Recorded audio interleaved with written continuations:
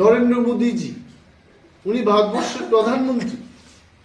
একটা জিনিস ভারতবর্ষের মানুষের সাথে ত্রিপুরার মানুষেরও এই কথা মাথায় রাখতে হবে যে অযোধ্যায় রাম মন্দির কেন হলো?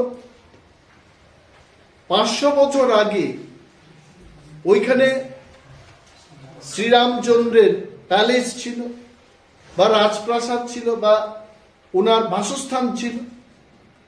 ওইখানে মুসলিম ধর্মের এসে এখানে মসজিদ তৈরি করেছে। সো প্রধানমন্ত্রী নরেন্দ্র মোদীজির বক্তব্য হচ্ছে রামের জায়গা কেন অন্যরা দখল করবে। I really support this.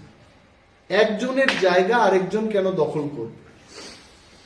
তাহলে ত্রিপুরায় বিজেপির যে সরকারটা চলছে, প্রধানমন্ত্রী নরেন্দ্র মোদীজির যে প্রিন্সিপালটা, রামের জায়গায় কেউ দখল করতে পারবে। 500 বছর পর রাম মন্দির তৈরি করে দেখিয়ে দিলেন যে রামের জায়গা রামেরই থাকবে।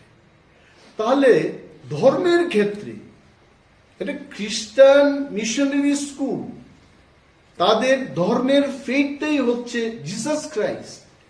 সেইখানে কেন সরস্বতী পূজা হবে? এটা তো সরস্বতী মায়েরও তো অবমাননার স্বামী।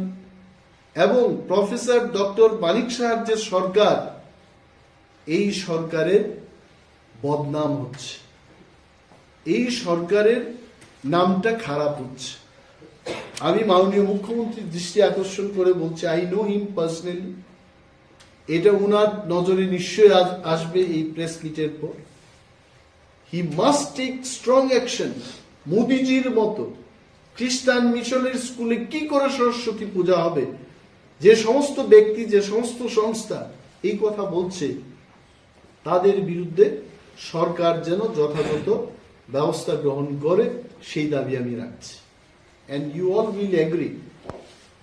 আমার বিশ্বাস নরেন্দ্র মোদীজির পথে উনিও পথিক হবেন এবং সেই পথে হেঁটে মিশনারি স্কুলগুলোতে সরস্বতী পূজা করতে উনি দেবেন না।